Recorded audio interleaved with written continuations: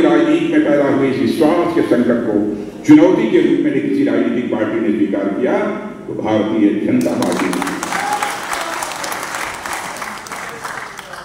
और हम लोगों ने उस पर विजय प्राप्त की। मैं दावे के साथ कह सकता हूं कि हिंदुस्तान की सर्वाधिक विश्वसनीय पार्टी यदि कोई है तो हमारी आपकी पार्टी है, भारतीय जनता पार्टी। वही बताया कि मोदी जी ने कहा था नहीं किया, इसलिए मैं कह रहा हूं। और इसीलिए ऐसे ही मैंने नहीं कहा कि मोदी सरकार का ट्रैक रिकॉर्ड शानदार रहा है, कुछ सोच समझ कर मैंने कहा। अब ऐसे भी आप जानते हैं मैं उलझुल नहीं बोलता हूं, संसद में भी बोलना होता है तो मैं बहुत सावधानी रखता हूं। शब्दों का चयन ठीक होना चाहिए, किसी को आहत होने वाले शब्दों का प्रयोग नहीं किया जाना चाहिए, यह सब पूरी सावधानी में बरतता हूं।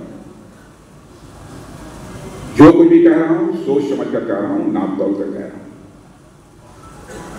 एक और याद दिलाना चाहता हूं आपको, कांग्रेस पार्टी ने बराबर जब भी चुनाव लड़ी, कांग्रेस पार्टी जो पुराने लोग होंगे वह जानते होंगे, हमारी सरकार बनाइए हम गरीबी को समाप्त करें, यही कहते थे, गरीबी को समाप्त करें। बहन भाइयों, गरीबी समाप्त हुई नहीं, समाप्त हुई। लेकिन आज हमारे प्रधानमंत्री ने जो कदम उठाए हैं, यह मैं नहीं कह रहा, नीति आयोग, और नीति आयोग के अतिरिक्त बहुत सारी ऐसी इंटरनेशनल अंतर्राष्ट्रीय जगत की मान्य फर्म्स, उन्होंने अपनी समीक्षा के बाद यह कहा है कि मोदी जी जब से प्रधानमंत्री बने हैं, हिंदुस्तान में 25 करोड़ लोग जो गरीबी रेखा के नीचे जीवन निर्वाह कर रहे थे, उस रेखा से वो बाहर हो गए।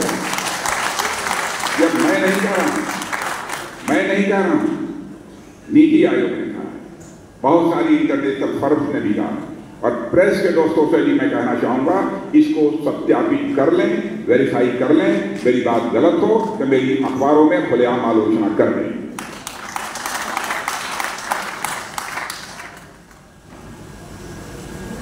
गरीबी है, हम आएंगे गरीबी हटाएंगे, गरीबी हटाएंगे।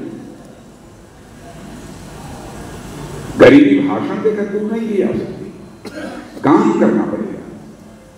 काम करने वाले व्यक्ति के अंदर संवेदनशीलता चाहिए, गरीबों के लिए कुछ कर गुजरने की तड़पन चाहिए, वही कर सकते, सब नहीं कर सकते। बहुत सारी ऐसी चीजें। अब देखिए, कांग्रेस के लोग कहते थे हमारी सरकार बन जाएगी, भ्रष्टाचार मिटा देंगे, लेकिन जब जब सरकार बनी तब तक भ्रष्टाचार के आरोप लगे, गंभीर आरोप लगे, यहां तक कि उनके केंद्र के मंत्री को जेल की हवा भी खानी पड़ी। यह भी आप लोगों ने देखा हो। क्या तमाशा है? क्यों कहते हैं, क्यों विश्वास का संकट पैदा करते हैं? अब देखिए, धन दौलत के मामले में, यानी देश की अर्थव्यवस्था के बारे में दो बातें आपके सामने करना चाहिए। पहले जब मोदी जी प्रधानमंत्री नहीं बने थे, दुनिया के जो सारे देश हैं, अर्थव्यवस्था के आकार के मामले में, यानी धन दौलत के आकार के मामले में भारत सारी दुनिया में 11वें स्थान पर है। और आज मैं नहीं कह रहा हूं, ये बड़ी बड़ी फाइनेंशियल फर्म्स, उन्होंने कहा कि 8 वर्षों के अंदर ही मोदी जी ने यह करिश्मा कर दिया कि अर्थव्यवस्था के आकार के मामले में जो भारत सारी दुनिया में 11वें स्थान पर था, वह जंप लेकर आज 5वें स्थान पर पहुंच गया। सारी दुनिया में हम 5वें स्थान पर हो गए। और इतना ही नहीं, एक मॉर्गन स्टैनले नाम की एक वित्तीय फर्म है, फाइनेंशियल फर्म है, बहुत मानी जाती है, हाईली रिप्यूटेड, इसकी बहुत ख्याति है। उसने जानते हैं क्या कहा? अरे कहा है भाई, भारत जितनी तेजी से आगे बढ़ रहा है, 2027 प्रारंभ होते होते भारत अर्थव्यवस्था के आकार के मामले में दुनिया की टॉप 3 कंट्रीज में आकर खड़ा होगा।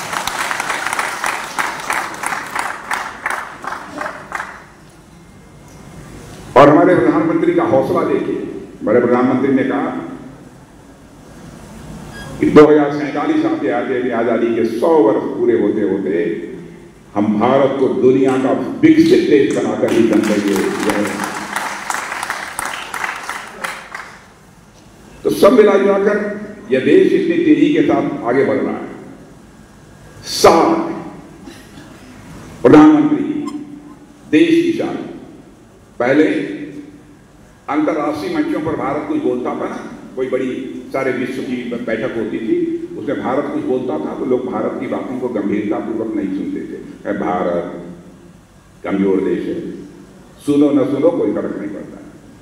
लेकिन बहनों भाइयों, आज अपनी सीना ठोक कर आप कह सकते हैं कि अंतर्राष्ट्रीय मंचों पर यदि भारत कुछ बोलता है, सारी दुनिया कान खोलकर सुनती है भारत बोल।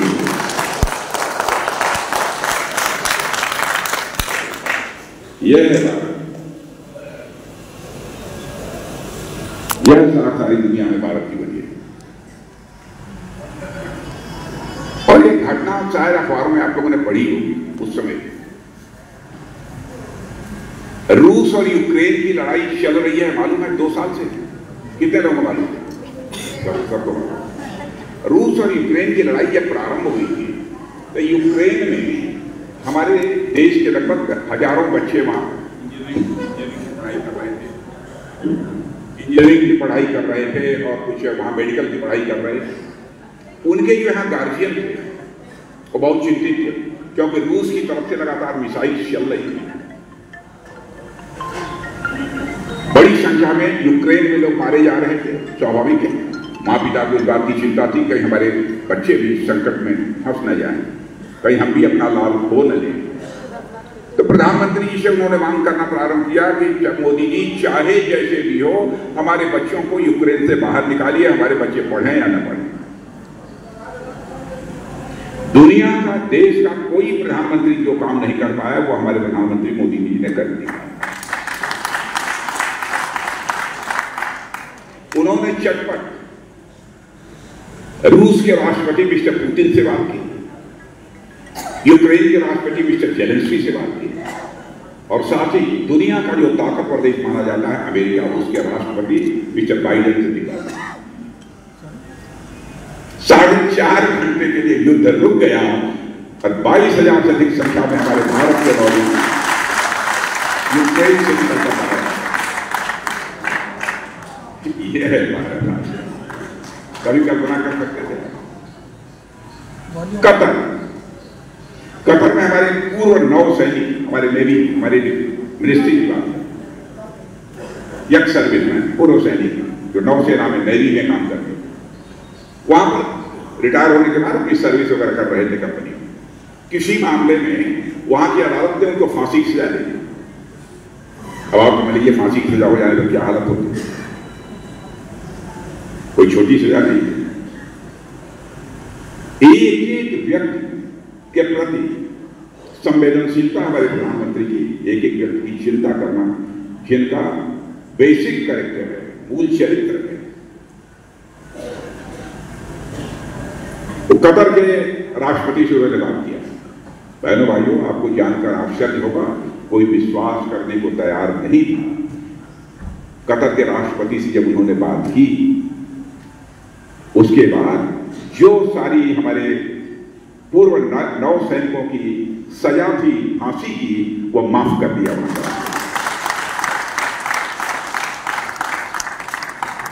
कल मैं आंध्र प्रदेश के विशाखापट्टनम में था, एक सार्वजनिक सभा को मैं संबोधित कर रहा था, तो उसमें जो छूट कर कतर से आए हुए हमारे पूर्व नौसैनिक वो हमारी सभा में वो भी मौजूद। यह है भारत की साख। और जो मिल रहा है आप लोगों को बहुत सारी चीज, समय तो हो गया होगा मंगल जी, समय तो हो गया, हाँ अब लंबा हो रहा है। सीतामढ़ी के लोगों से लंबी बातचीत नहीं करनी चाहिए, फिर कभी कोई चुनाव ना रहेगा तो आऊंगा तो आप लोगों के साथ लंबी बात करूंगा। लेकिन अंत में इतना ही मैं कहना चाहता हूं, भारत अब ये कमजोर भारत नहीं रहा, भारत अब दुनिया का ताकतवर देश बन चुका है।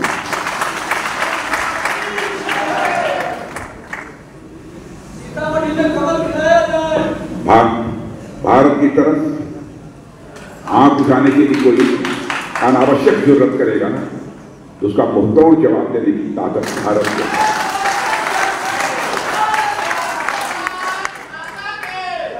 मैं रक्षा मंत्री हूं। पहले शायद आप लोगों को जानकारी नहीं रही हो कि टैंक, गोले, बारूद, मिसाइल ये दुनिया के दूसरे देशों से हम आयात करते थे। दुनिया के दूसरे देशों में बनते थे, उसको हम आयात करते थे और उसी से अपना काम चलाते थे। अब हम लोग उसे भारत की धरती पर बना रहे हैं, भारतवासियों के आंदोलन। जब मैं डिफेंस मिनिस्टर बना था तो उस समय लगभग 1000 करोड़ रुपए का ये डिफेंस आइटम्स बाहर के लिए एक्सपोर्ट। आपको जानकर खुशी होगी हम 20,000 करोड़ रुपए से ज्यादा का एक्सपोर्ट कर रहे हैं। 1 लाख करोड़ से ज्यादा हम रक्षा उत्पादन कर रहे हैं। 1 लाख करोड़ जाकर अपने स्टेट पेंशन पर लिखकर कागज पर देख लीजिएगा 1 लाख कितना होता है। 1 लाख करोड़, 1-2 करोड़ नहीं, 1 लाख करोड़ बना है। हर दृष्टि से भारत आत्मनिर्भर बन रहा है।